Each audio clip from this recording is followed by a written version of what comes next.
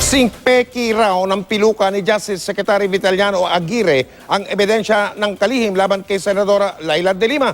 Ang hamon ng Senadora, kung totoong sa kanya nga yung mga bank account na inuugnay sa kanya pangalan, bakit hindi raw yan ipapigil o ipa-freeze ni Aguirre? Yan ang tinutukan ni Ivan Mayrina.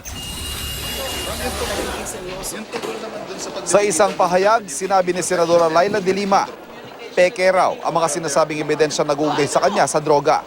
Tulad daw ng piluka ni Justice Secretary Vitaliano Aguirre II. Kung totoo pong accounts ko yan, na mga nasa pangalan ng iba pero accounts ko lang, pwede ba sabihin niya sa mga bangko na yan, anumang mga bank accounts na yan, na i-freeze ang mga accounts na yan? Yan ang pinaka-challenge ko po sa kanya. Na ganun pa rin, patatanggal ko sa kanya yung peluka niya kung hindi niya na naman magawa yan. Kahapon tinukoy ni Pangulong Duterte ang umano'y sex video ni de Lima. Kanina sinabi naman ni Aguirre na pati ito, maaari daw nilang gamitin laban sa senadora para patunayan ang pagkakasangkot nito sa illegal na droga. Alam niya, labag sa batas yan kung merong bang ganyang video. Please, stop. Pwede ba? Tigilan niyo na talaga ako. What are you going to do? I mean, what satisfaction are you getting from all this? This is so vile. This is so foul. They're making me appear that I'm a sexually prolific woman. Na anong gusto niya? Wala po akong sexual life.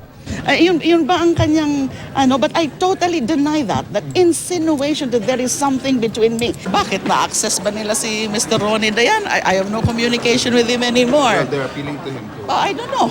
They should look for him if they want to. May mga pahiwatig rin sa kanila ni Bilibid inmate JB Sebastian, bunsod ng kwento sa congressional investigation na dumadalaw umano si de Lima sa kubol nito sa Bilibid. Pero itinanggi ito ni de Lima. They're making me appear as if I'm a sex worker, a paid sex worker. Now imagine yung insinuations nila, yun ata yung kwento ng yung witness nilang sino yun? Si Magleo. Na pumupunta ako, I was frequenting the kubol of JB Sebastian. That is a big lie, staying there for several hours. Itinanggi rin ni de Lima ang akusasyon ni Aguirre na hindi niya dineklara ang kabuang 300 million pesos na cash na na-recover daw sa December 2014 raid sa loob ng Bilibid.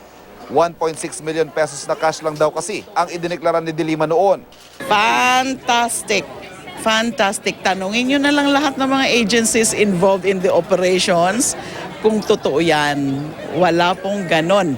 Alam daw ni de Lima na maraming nakapaligid kay Pangulong Duterte na galit sa kanya. Ayaw niyang pangalanan kung sino-sino mga ito. Pero mga ito raw ang nanunulsol sa Pangulo. Apela ni de Lima, tigilan na siya. I'm not the one being destroyed here. He's the one destroying himself dahil nga masyado na siyang bumababa. Ivan Mayrina, Nakatutok, 24 Oras.